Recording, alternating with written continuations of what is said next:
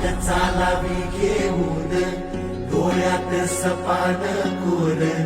दीन दुःखाची गाराणी मांडावी देवाच्या मोर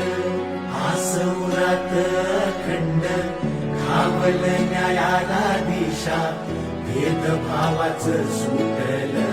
तोडणी मिटल घोर ओढ पाहून राजाची